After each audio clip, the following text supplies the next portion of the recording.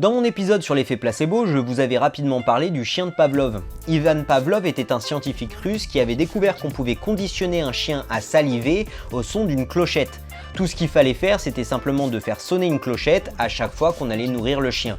Le chien associait naturellement le son de la clochette à la bouffe qui allait venir et anticipait donc la nourriture dès qu'il entendait la clochette sonner. Par conséquent, si on faisait sonner la clochette, il se mettait à baver sur les fauteuils. Donc c'est ce qu'on appelle le conditionnement classique, c'est le fait d'associer un stimulus à une réaction naturelle de l'organisme. Donc maintenant, faire baver des chiens, c'est super cool, j'adore le concept, mais ça devient vite crade, et bon bah ça sert à rien de se mentir, ça devient vite chiant aussi. Je suis sûr qu'on peut leur apprendre à faire des trucs pas naturels.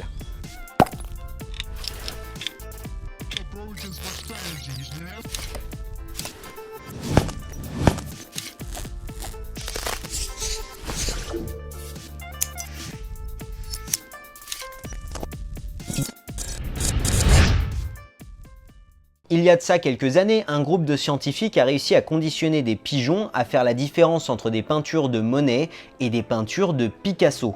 Voilà, donc on n'est plus dans le même registre que le chien de Pavlov parce qu'au final on a poussé des animaux à faire des trucs qui ne sont pas naturels. Voilà, un pigeon ne fait pas naturellement la différence entre du Picasso et du Monet, quoi. C'est ce qu'on appelle le conditionnement opérant. Donc comment ont-ils pu arriver à faire ça? Donc je vais vous donner la recette en quelques phrases. Prenez un pigeon lambda, gardez-le quelques semaines en ne lui donnant que des rations minimum de nourriture de façon à ce qu'il ait constamment faim. Maintenant, mettez-le dans une petite boîte, qu'on appelle boîte de Skinner au passage, mais ça n'a vraiment pas d'importance pour ce que je suis en train de vous dire, donc mettez-le dans une petite boîte et exposez-le tour à tour à des peintures de Monet et des peintures de Picasso. Le pigeon au début ne va certainement pas bien comprendre ce qu'on attend de lui, mais si jamais il tape du bec sur une des peintures de Picasso par exemple, donnez-lui quelques graines à manger. S'il picore une peinture de Monet, ne lui donnez rien, et s'il refuse de picorer quoi que ce soit, le nourrissez pas non plus. Très rapidement, vous allez voir qu'il va comprendre que s'il tape sur certaines images, il sera nourri et pas s'il tape sur toutes les autres. Et c'est ce qu'on appelle un renforcement positif, c'est-à-dire qu'on va donner une récompense au sujet quand il va exécuter un comportement désiré. Et il se trouve que les pigeons ne sont pas mauvais du tout à associer certaines formes et certaines couleurs. Ils sont d'ailleurs même très bons. Tellement bons qu'ils arrivent même à faire la différence entre des peintures de Monet et des peintures de Picasso auxquelles ils n'avaient jamais été exposés avant. C'est-à-dire qu'ils arrivaient à reconnaître un certain style de peinture. Maintenant, au lieu d'affamer des pigeons, une autre méthode aurait pu être employée, c'est ce qu'on appelle le renforcement négatif. Attention, c'est à ne pas confondre avec une punition, c'est un petit peu différent. Ce qu'on aurait pu faire pour conditionner des pigeons à reconnaître des peintures de Picasso grâce au renforcement négatif, ça aurait été de les mettre dans une boîte de Skinner et de leur passer un bruit atroce jusqu'à qu'ils picorent le bon tableau.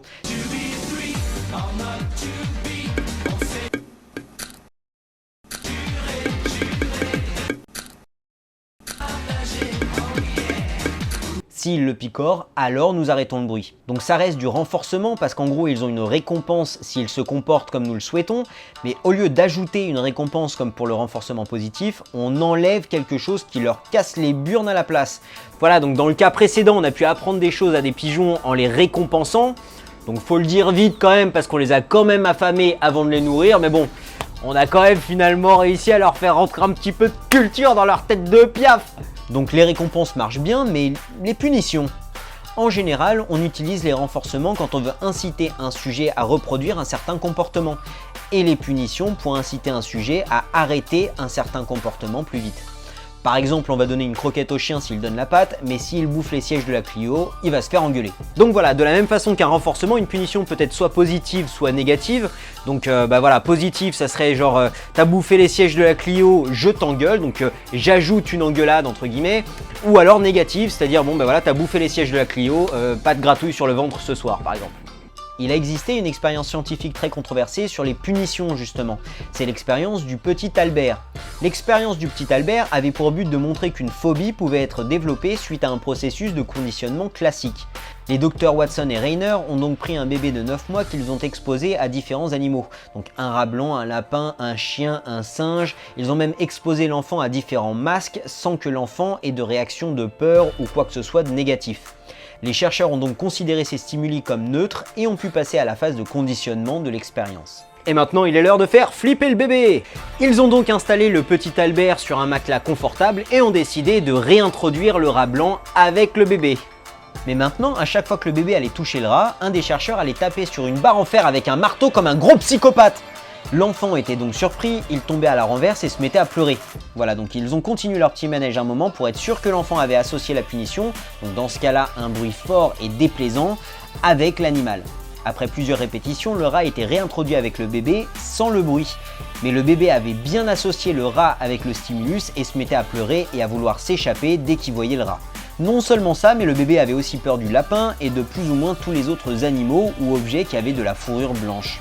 Donc on a pu tirer quelques conclusions de cette expérience. Premièrement, les êtres humains sont bien sujets aux techniques de conditionnement classiques. Le conditionnement marche sur nous. Deuxièmement, les punitions doivent être utilisées avec précaution parce que la peur d'une punition peut s'étendre au-delà de la situation précise dans laquelle on l'a reçue ou au-delà de celui qui nous l'a infligé. Et oui, parce que d'un point de vue évolutif, si jamais je me fais mordre par un chien, par la suite il vaut mieux que j'ai peur de tout ce qui ressemble à un chien plutôt que seulement ce qui ressemble au chien qui m'a mordu. Finalement, on a aussi compris qu'il fallait quand même un peu plus de sérieux dans ce genre d'expérience scientifique. Parce que c'est dur de tirer des conclusions scientifiques quand il n'y a qu'un seul sujet d'étude et aucun sujet contrôle. Donc voilà, c'était pas très scientifique, mais qu'est-ce qu'on s'est marré à faire chialer le bébé! Maintenant, combien de temps dure l'effet du conditionnement? Parce que c'est vrai que c'est quelque chose d'intéressant aussi. Si j'arrête de nourrir les pigeons, combien de temps vont-ils continuer à s'intéresser aux subtilités artistiques d'un tableau de Picasso par exemple? Et si j'arrête de payer un salarié, combien de temps il va continuer à taffer? En mettant un rat dans une boîte de Skinner et en le faisant appuyer sur un levier pour recevoir une récompense, Frester et Skinner ont découvert que le planning selon lequel les récompenses sont données va avoir un impact sur deux choses. Le nombre de fois que le rat va appuyer sur un levier et le nombre de fois qu'il continuera à appuyer sur le levier une fois qu'il ne recevra plus du tout de récompense. Pour ça, ils avaient testé plusieurs plannings différents. Soit ils nourrissaient le rat à chaque fois qu'ils appuyaient sur le levier, soit ils le nourrissaient toutes les 5 fois qu'il allait appuyer sur le levier, ou alors seulement une fois toutes les 5 minutes si jamais il avait appuyé sur le levier au moins une fois pendant ce laps de temps, ou alors une fois de temps en temps quand il appuyait sur le levier, un peu au hasard quoi. Ils découvrirent que le planning qui poussait le rat à appuyer le plus sur le levier et à continuer le plus longtemps une fois que les récompenses s'arrêtaient complètement était justement quand les récompenses tombaient au hasard. Donc voilà, au final, donner des récompenses de façon aléatoire seulement quand il appuie sur le levier, c'est la meilleure technique pour premièrement qu'il puisse appuyer un maximum de fois sur ce levier et deuxièmement qu'il continue à appuyer aussi longtemps que possible une fois que les récompenses se sont arrêtées. Est-ce que ça vous rappelle quelque chose? Les machines à sous sont créées pour tirer avantage des mécanismes automatiques de nos cerveaux. Mais pas que ça, le loto, le blackjack, tous les jeux à gratter, la roulette, enfin tous les jeux d'argent qui ne demandent absolument aucune compétence utilisent ce principe. Et c'est assez intéressant parce que tous ces jeux de hasard attirent souvent les gens superstitieux. Mais attendez, ils les attirent ou ils les créent? Eh bien, il se trouve que les mécanismes du conditionnement pourraient être à l'origine de certains comportements superstitieux. Donc on va continuer à étudier des pigeons affamés parce que j'ai une certaine facilité à m'identifier. Dans une autre de ses expériences, Skinner a pris des pigeons qui avaient faim et les a mis dans des boîtes, comme ils avaient apparemment l'habitude de faire. Mais cette fois par contre, il a décidé de les nourrir à intervalles plus ou moins réguliers. Disons que toutes les minutes environ, ils allaient recevoir un petit peu de nourriture, quoi qu'ils fassent. Et ils ont pu observer que les pigeons commençaient à avoir des comportements superstitieux. C'est-à-dire qu'au moment où ils ont reçu leur première petite dose de nourriture, le comportement qu'ils avaient à ce moment-là se voyait renforcé. Donc imaginez qu'un pigeon était en train de picorer un coin de la boîte pour essayer de se barrer quand un peu de bouffe est tombé. Alors il a fait la connexion, picorer le coin de la boîte égale bouffe.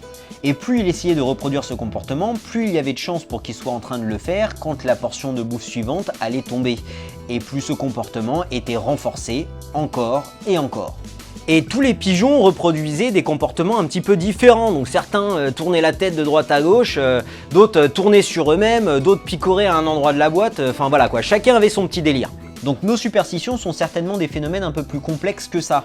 Par exemple, si vous avez vu un chat noir et qu'il vous arrive malheur juste ensuite, il est possible que vous attribuez cette punition au chat noir. Et si vous commencez à vous en convaincre vous-même, alors vous entamez un cercle vicieux. La prochaine fois que vous allez voir un chat noir, vous allez devenir plus nerveux, vous allez essayer de faire attention à tout en même temps pour éviter qu'il vous arrive malheur, et vu que votre attention est éparpillée partout, vous ne faites pas gaffe et vous trébuchez. Vous venez maintenant de renforcer votre croyance superstitieuse. Vous pouvez même y ajouter un petit billet de confirmation pour ne vous souvenir que des événements qui confirment votre croyance. Et si je me souviens bien, la dernière fois que je me suis tordu la cheville, j'avais vu le chat noir du voisin traverser la rue. D'ailleurs, vous n'avez même pas besoin de l'avoir vraiment vu, étant donné qu'on a tendance à modifier nos souvenirs pour correspondre à nos croyances et à l'état d'esprit du moment. Enfin bref, vous pouvez voir qu'on peut très rapidement arriver à la conclusion suivante. Bah voilà, faut que je crève le chat du voisin, il porte malheur! Finalement, je voulais parler d'un effet découlant du conditionnement que j'ai trouvé particulièrement intéressant, l'impuissance apprise. C'est Martin Seligman qui a proposé cet effet en 1975. Il travaillait à l'époque sur le conditionnement des chiens. Son expérience se passait en 2 phases. Dans la première phase, 3 groupes de chiens étaient attachés par des harnais. Donc le premier groupe était en train de recevoir des petits chocs électriques et pouvait les arrêter simplement en appuyant sur un levier. Le deuxième groupe prenait des chocs électriques mais ne pouvait pas les arrêter par eux-mêmes. Et le troisième groupe était le groupe contrôle, c'est-à-dire qu'ils ne recevaient aucun choc électrique. Dans la deuxième phase, les chiens n'étaient plus attachés et n'avaient qu'à sauter un petit muret pour échapper au choc électrique.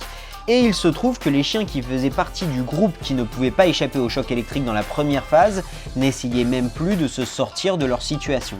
Donc d'une certaine façon, ils avaient appris qu'ils ne pouvaient plus rien faire pour changer leur situation. Et au bout d'un moment, ils n'essayaient même plus, même quand la situation elle-même avait changé. Ils restaient là à se prendre des petits chocs électriques et à pleurer en fait, jusqu'à qu'un scientifique lui-même vienne les porter de l'autre côté du muret. Et c'est seulement à ce moment-là que le comportement de ces chiens changeait et qu'ils pouvaient de nouveau sauter le muret si jamais ils étaient remis dans la même situation. Derek Muller en avait déjà parlé un petit peu sur sa chaîne Veritasium et je dois dire que j'ai souvent été dans le même cas moi aussi. Combien de fois je n'ai même pas essayé de faire certaines choses parce que je n'avais jamais appris à le faire, alors que si j'avais seulement essayé, j'aurais trouvé le truc tout seul. Quand j'ai commencé à devenir indépendant en ligne, je ne savais pas faire de site internet, je ne savais pas éditer de films ou quoi que ce soit d'autre, et je me rappelle que le plus dur pour moi au début était justement de sortir de cette mentalité de « je ne sais pas faire, il faut que quelqu'un me l'apprenne ». Donc je vous laisse avec un petit clip que j'ai trouvé super marrant sur l'impuissance apprise, et j'aimerais vraiment remercier tous ceux qui me soutiennent d'une façon ou d'une autre. Merci à tous, et à très bientôt pour une nouvelle vidéo. Salut!